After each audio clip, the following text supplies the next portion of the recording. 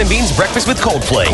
Live at the House of Blues. KROQ. KROQ. We are at the House of Blues. Everybody ready for our breakfast? The band is here. Please welcome Coldplay.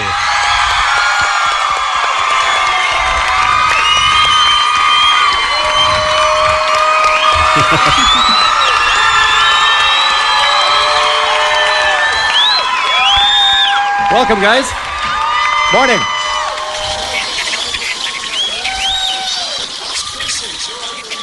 Oh, there's nothing in the world like 9 a.m., man. These guys just grabbed the wrong guitars, and I think that's a good start. Johnny, you don't play drums. Sorry. Whenever you want to go. Okay. Thanks, Bevan. Thanks, Keen. Okay, ready?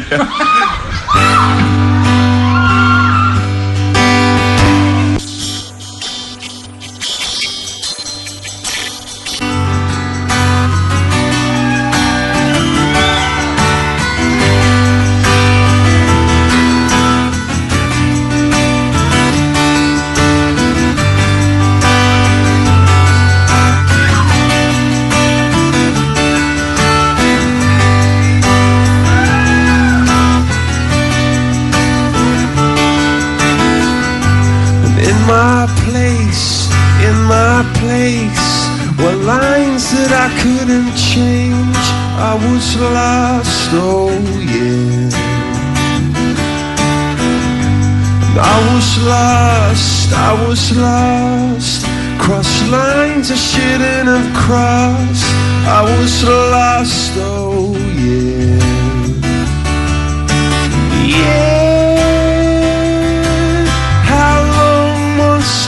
Wait for him, yeah. How long must you pay for him, yeah. How long must you wait for him?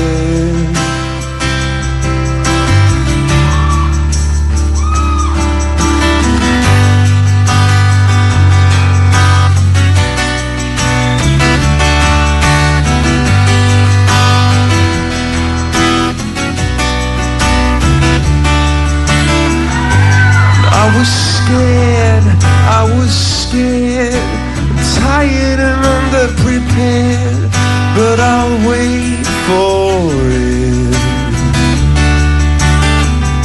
And if you go and leave me down here on my own, then I'll wait for you, yeah.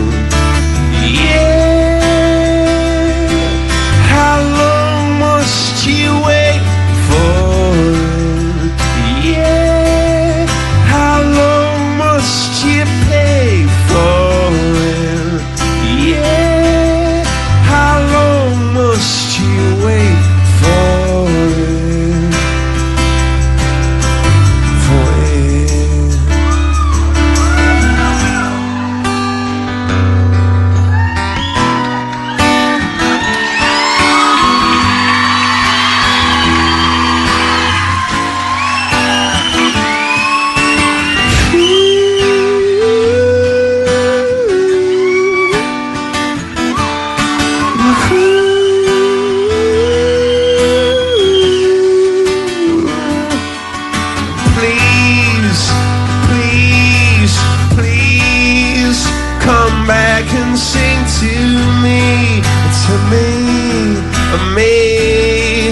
Come on and sing it out. And now, come on and sing it out to me. Come back and sing that in my place were lines that I couldn't change. I was lost, oh yeah. Oh. Look at that. Now, for folks at home, they don't know why that was such a funny performance. Yeah. I think we got guitar trouble. Obviously, they're working on it. Johnny, what was the deal? You couldn't hear yourself at all, or it wasn't plugged in, or what? It just wasn't working. Wasn't working at all. Yeah, and that's good or bad? I'm not a musician. It's good at this time. It's good. Okay.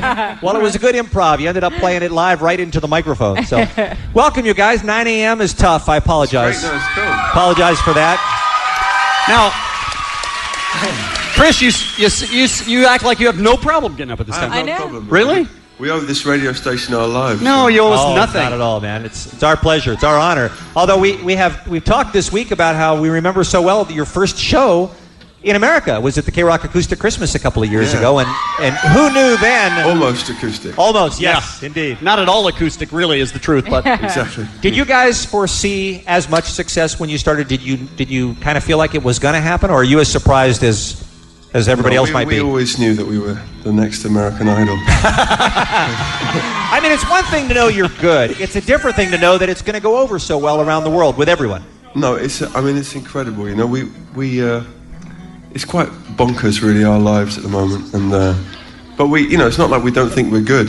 Yeah. But even when you think you're amazing, you're still surprised if anybody else. there are a lot of bands that think they're amazing that blow, by the way, but you guys are fantastic, so you guys are right. Is it too much? Is there a level of success at which you're uncomfortable, do you think, or are you not there yet? I mean, we're not Shania Twain yet, you know. I mean, you hope to be. Can you turn that? Yeah, why are we getting that feedback? What's going on with that? Are we? And thanks a lot. That's much better. And what was the question again? I was just asking if there's a level at which it's too much. There are too many demands on your time, or I mean, we think we're much bigger than we are, you know. You can still go out and not be mobbed. Oh yeah, totally. Yeah. We never get mobbed. It's a terrible tragedy. What we'd definitely like to see is more mobbing. I think mobbing is a worthy goal. It's underrated, really. How long has it been since you played on a tiny fraction of a stage as small as the stage that the four of you are crammed into right now? That's a good question. It's been a while, I bet, since you played. Probably 3 days. No, this is, but this is where this. I know this sounds stupid, but this is where we really get to be nervous again, and because when we come on for our concert these days, there's so much smoke and mirrors, and we could do anything, and there's a massive infrastructure to make sure we don't look too stupid. Everyone knows you're lip syncing at this point in your concerts, for instance. And as long as our choreography works, then everything's cool. As long as the dancers look good. But when we come on for this sort of thing, especially in the morning, when we've just played last night, this is when it's a real test. And you got people 4 feet away from you. Yeah, I know. Right now. Now these guys played last night, and they're doing this morning, and then tonight it's San Diego, right? San Diego, yeah. That's a hectic schedule. You don't seem to be troubled by that. You got to fire somebody, Chris. You got to fire somebody. Okay. Tell me about playing the Hollywood Bowl. Was this week your first time ever there? Will's going to answer that. Will? First time ever at the Hollywood Bowl? He's half asleep. I'll do it. Yeah, he is. That was the first time we did a residency, basically, of 2 nights. And it's does not quite Springsteen, but it's... does a venue like that, or are there venues around the world that kind of mean something? Because some people would go, my God, we're playing the Hollywood Bowl. It's the Beatles, it's the Doors, it's all these legendary rock shows throughout the years. Is that a venue that means something to you? Yeah, totally, I mean, this whole tour is totally nuts for us, because we're playing here, which is obviously the greatest place in LA to play, and then we're playing Red Rocks, which we grew up knowing about from the U2 record. That's right. Madison Square Garden. Madison Square Garden. So we're playing some places that we've dreamed about playing. That's what, and also because this is kind of winding down the album in terms of the fact that we've been promoting it for years and years. It seems like. So this tour is quite relaxed for us, and we just get to go on and play. I mean, it's incredible. It has been very exciting, because I was reading on the Coldplay website, fans, review concerts and trade information. You've been doing quite a few new songs over the course of the tour, which has got to make it more interesting for you, too. Yeah. For you, too, or for us? For you also. Oh, I see. For you, the band. Although you, too, finds it interesting. Yeah, I'm sure they do. That's basically what we live for at the moment, is new songs. How many new ones you got, do you reckon, that you haven't recorded yet? Good ones or bad ones? Good ones. Just good ones that have a chance at making the next so record. we've got probably half a good one. 15 rubbish. Have you tried out a new song on stage and said, that's not going to make it? Yeah, many times. Really? When we were getting ready for this album, we were playing some terrible things. which we thought were great, and then we recorded them, and it turned out they weren't. Well, here's what we do when we're lucky enough to wrangle somebody for a Kevin and Bean breakfast show, is we're going to take a quick break and come back, and we're going to let the audience, your fans, ask you some questions, and we'll figure out what's going on with Johnny's guitar amp here. You two look like pilots, by the way. Do we? Yeah, with the headsets. If so, we would fly for America West because we're drunk. But we'll work out the technical, and we'll find some people who got some great questions here. Some hardcore fans here have just been going crazy to get into this thing here this week. So you got a very appreciative audience, for real. And we'll come back with more. It's Breakfast with Coldplay, House of Blues. More after this on KROQ. Live at the House of Blues in Hollywood. Kevin and Bean's Breakfast with Coldplay. The band is on stage. The audience is set. Kevin, you are out in the crowd. Am I not here? Everybody? Oh, there's it. I got some people in the crowd that are going to ask some questions now. Yeah, what's your name and what's your question? My name is Anthony, and my question is, before Rush to the Head came out, you guys said that this might be your last album. Seeing the success you guys have you guys reconsidered that? What? Consider this being our last album? Right. After this, we're going to release a greatest hit album with one song on it. You could make it 2 discs and just put them both out again. Can we turn that track off? Yeah, what is that, by the way? Oh, it's me, sorry. There we go. It's As usual. Chris is Sorry about this. He's yelling at himself now. See what I mean about the smoke and mirrors going? Well, maybe, the way things are going this morning, this could be our last ever performance. But what is that thing about you, Chris, and you the other guys that think that every record is the last one, good one you'll ever write or something? Where does that come from? Johnny will explain that. Yeah, what's the deal? Johnny? It's just, we try and make everything we do as good as we possibly can, and so, why we don't just try not to plan ahead too far, I think you can hold things back and, not put everything into what you're doing right now if you're thinking about what our 5th album is going to be like. Yeah. Have you guys ever run into, in the history of the band, a real bout of writer's block where nothing came? Occasionally, Some people think we've never got out of it, but And what do you do? What's the secret to getting out of that for you? I'm not sure. You don't know yet. Fall in love or have a problem with you. Yeah, exactly. I don't know. All right. I don't know what it is. But we're okay at the moment. Very good. Thank you for the question. Who's next? That was a good question, by the way. Your name and question, please. Hi, I'm Vanessa, and my question is, what did you listen to when you were younger? Oh, that's a great question. Can you all answer that? Yeah, can you guys all? in a band. Hey, I saw in a Rolling Stone that you and your dad used to listen to Michael Jackson's Bad. Yeah, Yes. my dad. Yeah. Yeah, we used to say, we used to drive on the way to school in the morning, and Michael Jackson would be singing, "And are you okay? Are you okay? Are you okay?" And my dad would say, "Well, he never gives her a chance to answer." And that's actually what he used to say. But it's funny the first time, but not the 90th. Yeah. Every morning he'd crack the Now, same joke. were you putting on the Michael Jackson, or was your dad putting on the Michael Jackson? I was and You my were? brother was. Okay. Johnny, what about you? What did you used to listen to as a child? The Maiden, someone yells. Come My on. dad used to listen to Iron Maiden. Your dad did? Really? See, our dads are pretty cool. Yeah, no kidding. Have you had the chance to meet any of the people that were really a big deal to you coming up? I mean, like Oasis, for instance. I know you've talked favorably about their Yeah. music in the past. Have you met those guys? Yeah, absolutely. We've met most of the people that we love. The other day was great at the concert because Brian Wilson turned up, from the Beach Boys. Yeah.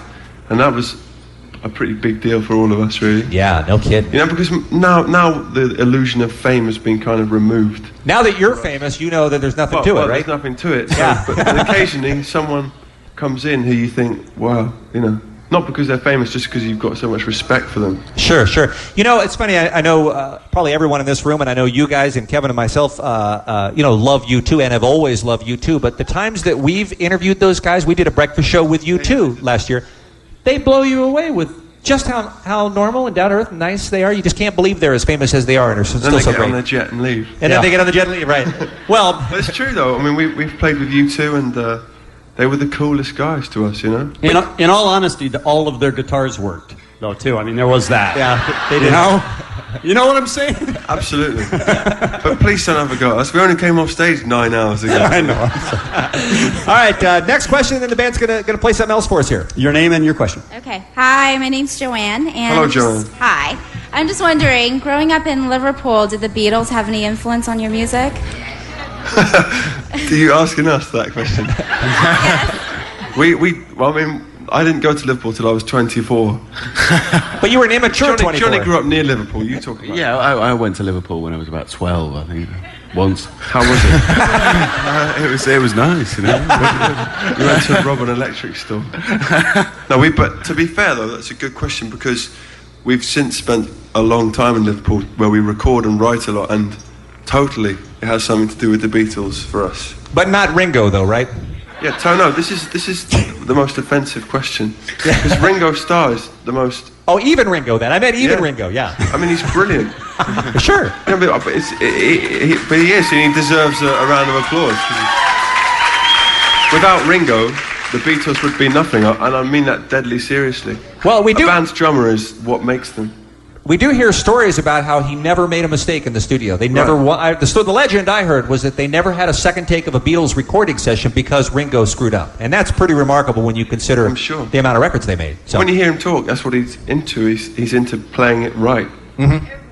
I noticed I love a solid rhythm from John and Paul.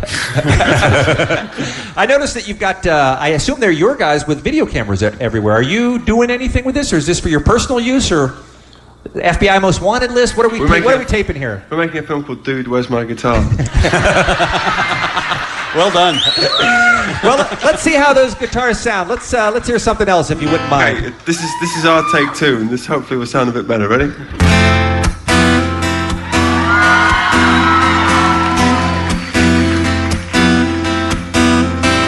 Bones sinking like stones, all that we fall for. Places we've grown, all of us have done for. We live in a beautiful world. Yeah, we do. We live in a beautiful world. And bones sinking like stones, all that we fought for. Places we've grown, all of us have done for. And we live in a beautiful world. Yeah, we do. We live in a beautiful world.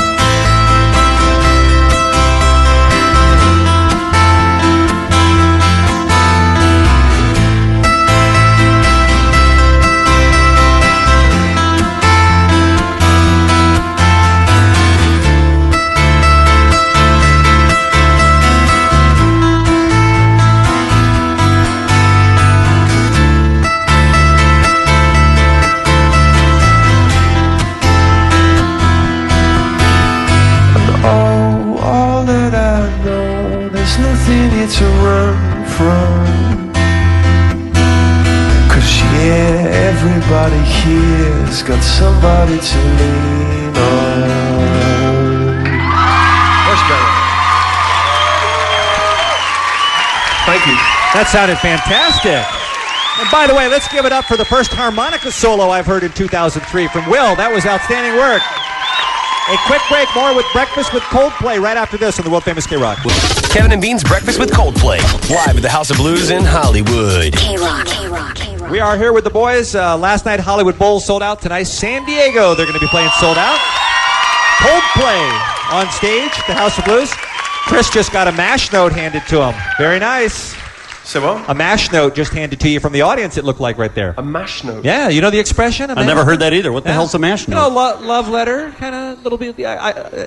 What's a MASH note? Well, Depends on what's in the letter, I guess. I don't know. Somebody handed him a letter from the audience, and he looked at it for 1 second and said, I think I need to read this at home. Yeah, I need some private time with what you've written, is what it looked like. Then to lock the bathroom door.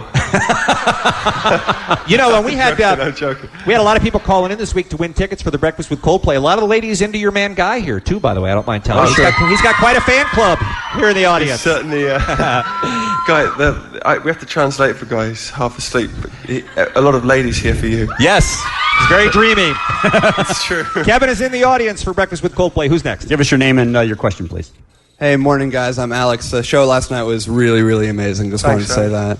I wanted to know how you deal with the pressure of constantly making hits and staying true to your musical vision instead of buckling to what record companies and radio stations want.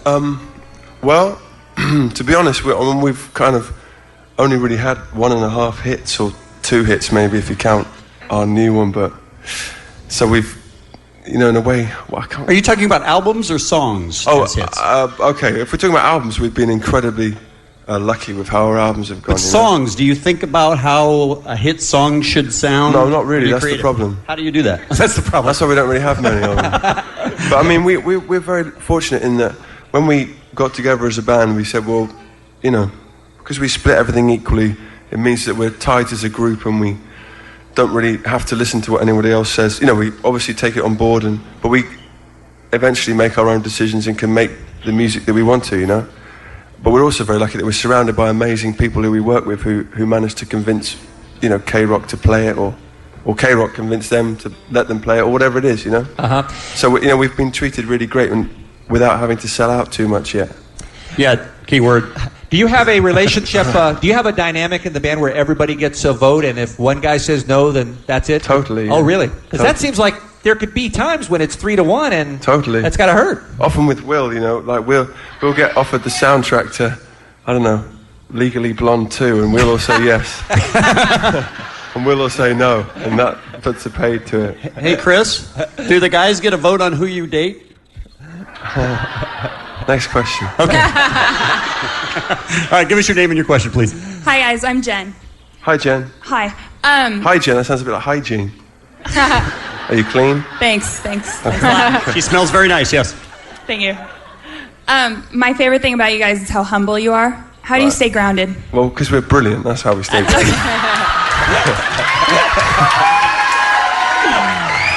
And I don't want to do all the talking, but everyone else is still waking up.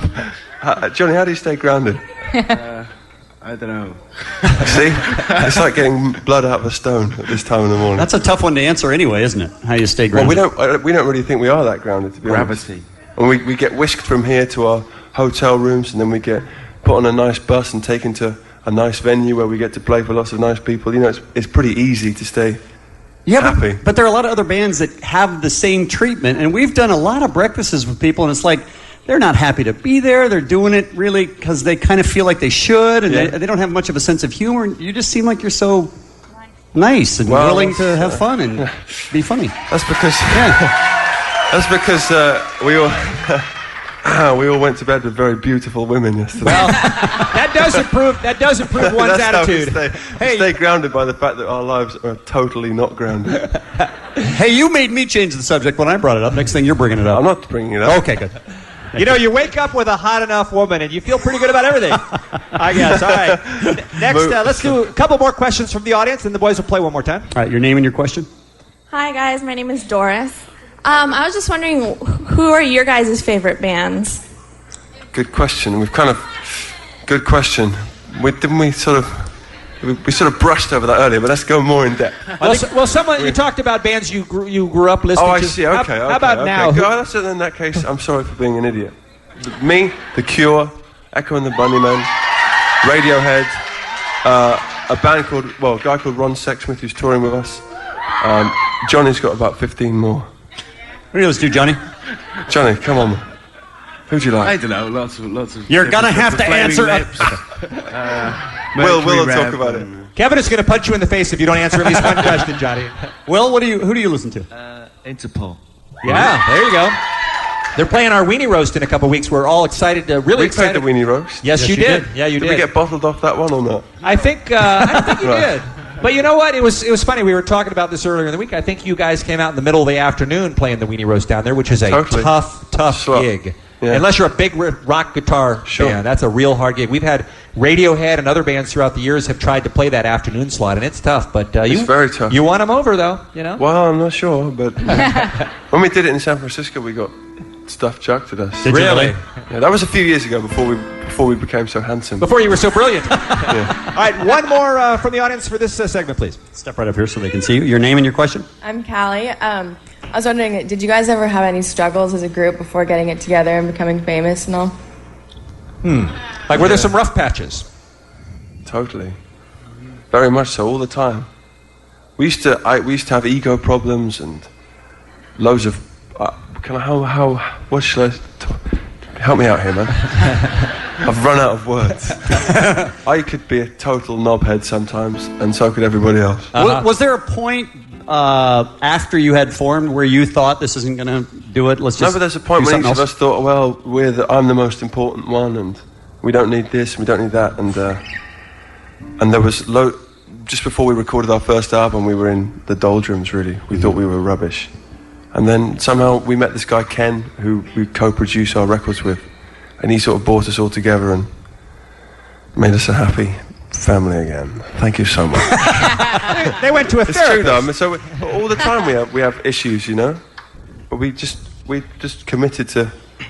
It's like being married, isn't it? Not that we know about that, but... Well, you know, it's funny you should say that because I made a joke about you went to a therapist, but I mean, Metallica, for instance, last year, they had a group therapist that came in because they do have a lot of those dynamics issues that they had to work out after being together for a very long time to become happy. Right. And that is funny, though. It is funny to think about Metallica sitting on the couch, Lars saying, James doesn't pay enough attention to me. That sort of thing. But, all right, more of your questions in a minute here. The boys are poised and ready to play. Is that true, by the way? It's a true story.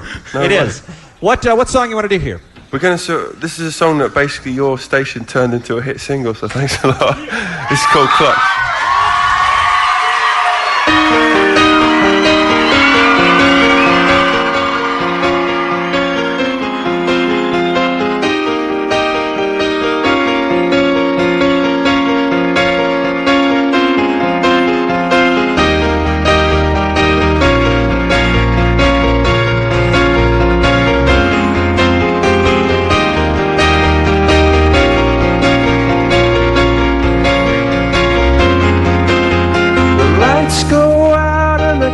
Saved. Tides that I tried to swim against have brought me down upon my knees. Oh, and I beg and plead, singing, come out of things unsaid. Shoot an apple off my head with a trouble that can't be named. A tiger's waiting to be tamed, singing,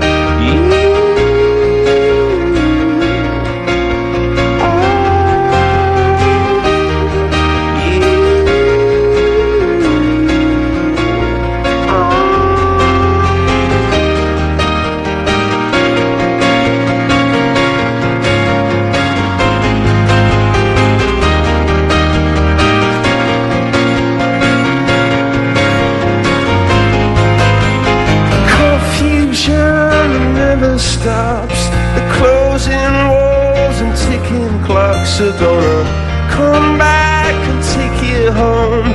I could not stop that, you now know. So I come out upon my seas, curse missed opportunities. Am I a part of the cure, or am I part of the disease? Singing,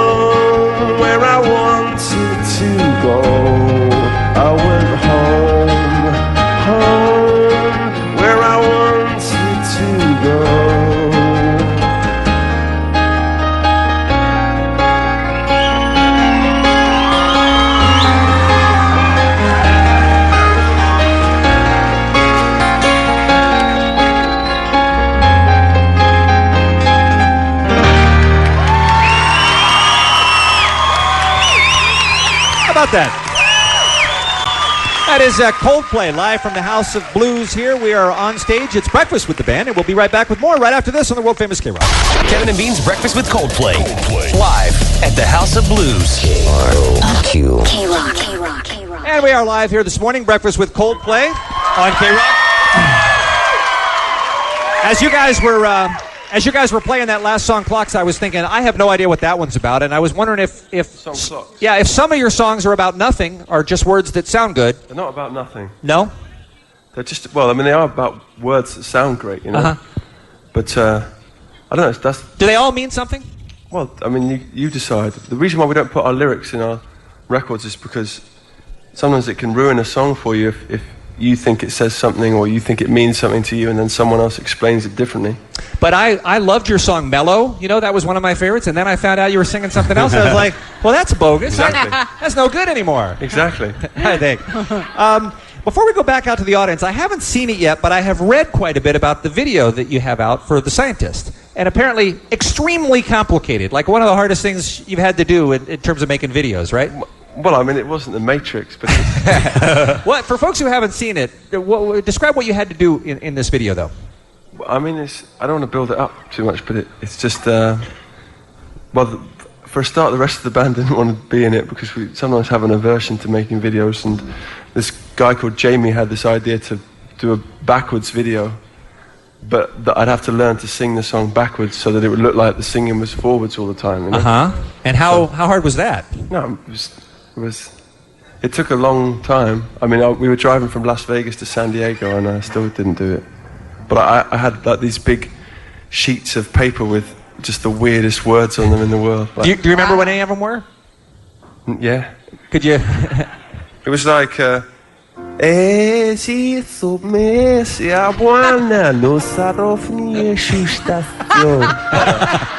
God. But it does actually work.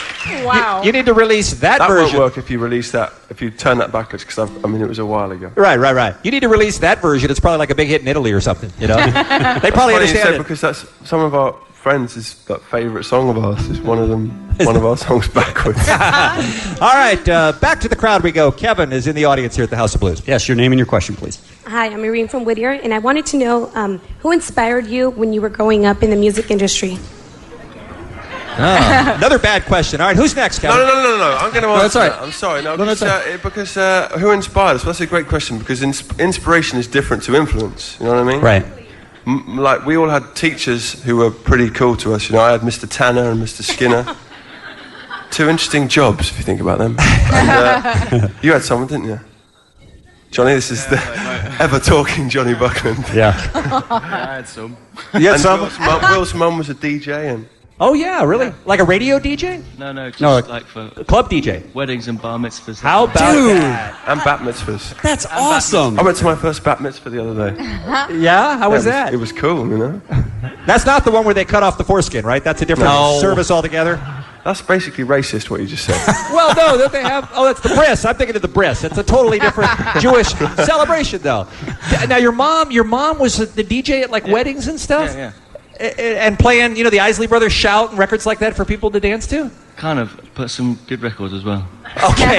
Dude, I wish my mom was a DJ at weddings. That's awesome. So we had all these sorts of inspirations, you know? Like people who just basically told us it didn't matter if we couldn't read music, or it didn't matter if we couldn't play the violin. It just said, well, if you love music, you can do whatever you like. That's nice. And that's the thing that basically, if it wasn't for those sorts of people, then we would be like bankers or something. Did you have music? Or worse. Inspirational music teachers? Yeah, that's who you're talking about, those two names? I didn't know what they did. Okay. You know, last week, Chris, I don't know if you heard this, but Dr. Dre's mom was arrested for shooting at some people. She was busting a cap in some asses. Is this a joke? No, it's totally true, yeah. So what you're saying, it's true, though. I mean, what you get from the grown-ups in your life kind of filters down. How do you have to walk around LA with bodyguards? Yes. I seem to insult everybody. He gets on a plane and goes back. I have to walk around LA with a bodyguard. That's right. And then people think Kevin said it. All right, next up, please. Hi, my name is Lily, and I want to tell Johnny that I think you're a great guitar player, and I have a huge crush on you. And also, I wanted to know, how did you get started with Make Trade Fair campaign? Yeah, that's a good question. Me? Johnny? Yeah, Johnny. It's you that she fancies, John. I know. You haven't seen me up close, you know. It's weird. I have. Don't you remember last week? No, seriously. That's you. That's a good question, Johnny, because everybody knows of Chris's involvement because they see on his hand, but the whole band is behind the Make Trade Fair. Why don't you talk a little bit about that? Well, I mean, basically, the organisation who's behind Make Trade Fair approached us, and Chris went to Haiti and basically came back and told us all about it, and we thought it was a great thing, you know. But now we have it in all our concerts, you know, on all the seats. And yesterday, like, the millionth signature came in for the whole thing, which is cool. And then I don't know, we just feel strongly about it. And what is it people are signing up for to try to... It's just like, when we're going to the World Trade meeting in Cancun in September. Because it's in Cancun? No, funnily enough. Oh, for real? Okay. This is a serious issue. I'm sorry. Back to you, Chris. Thanks. And, but this is, and then we're probably going to hopefully meet with people like Kofi Annan, who's the head of the UN, and just present loads of signatures, and basically to show politicians that people are concerned about issues like unfair employment conditions, or not being paid enough wage, or wrongful prices. That's you know cool. what I mean? Yeah, there you go. We're not trying to. You shouldn't applaud because it's not. I mean, we're not doing it so that you think we're cool, because it's not that cool to talk about, but it is important. There we are. Well, I tell you, it certainly is the type of thing that every year it seems like people become more and more aware of the stuff that you buy, where it comes from, and how it's made. Well, yeah, and we're going to keep banging on about it until, you know. And I know for folks who haven't seen it, there's plenty of information on the Coldplay website about the same thing. We put it everywhere. You can check it out, yeah. All right, I think we have a couple more questions. I'd like to ask Chris one. Is Bean really annoying you today? I mean, should we have him thrown from the building? No, I think it's great. We could have him kicked. It's like doing an assault course of the mind. All right, your name and your question, please. Hi, my name is Rachel, and I just wanted to know, what's your favorite thing about doing all the tours and shows and everything? Do any of them stand out? Tours, shows, or does it all start running in together? No, these shows, this tour of America has been amazing for us because we're starting to play in some of these amazing venues, and venues that have got quite a lot of historical significance, certainly for us. Like some of our favourite bands played at the Hollywood Bowl and the Madison Square Garden and places like this. So this it kind of keeps getting better and better, really. Have you had any Hello Cleveland moments where you weren't quite sure where you were? No, but we're going to Cleveland on Tuesday. Well, Hello Cleveland is okay there. Hopefully we won't mess that up. All right, next please. Thank you. Step right up here. Your name and your question. Hi, my name is Michelle, and I wanted to know, where is your favorite place to perform and why? Okay, great question. There's 3. Dublin, here, and Spain, and London. Why, and why? And Australia's good.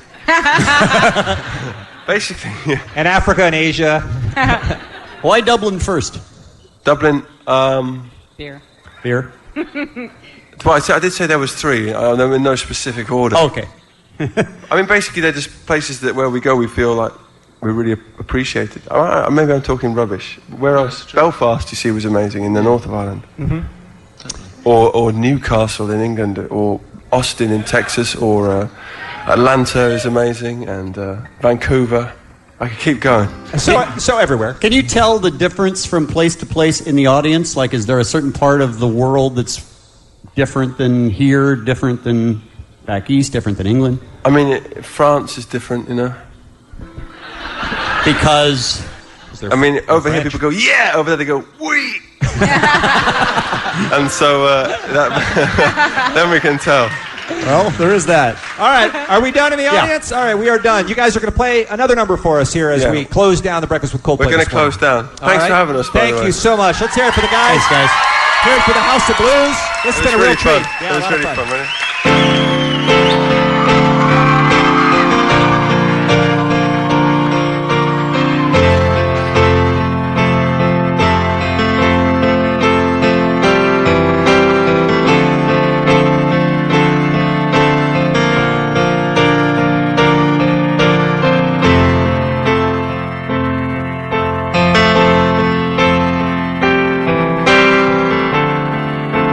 Come up to meet you and tell you I'm sorry. You don't know how lovely you are. I had to find you and tell you I need set you apart. So tell me your secrets and ask me your questions, and now let's go back to the start. Running in circles or coming up tails, heads on a silence apart. Nobody said it was easy. Oh, it's such a shame for us to part. Nobody said it was easy. No one ever said it would be this hard. I'm going back to the start.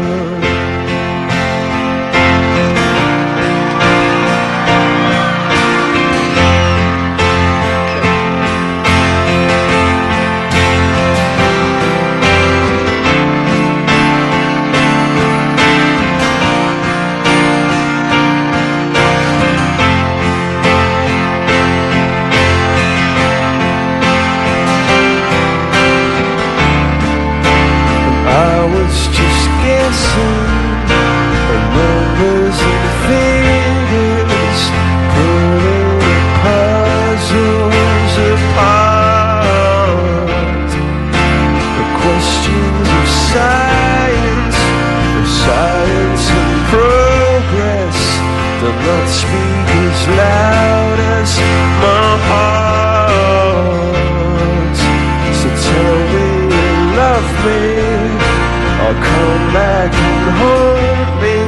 Oh, when I rush to the start, running in circles or chasing our tails, or coming back as we are. Nobody said it was easy. Such a shame for us to part. Nobody said it was easy. No one ever said it would be so hard. Oh, take me back to the start.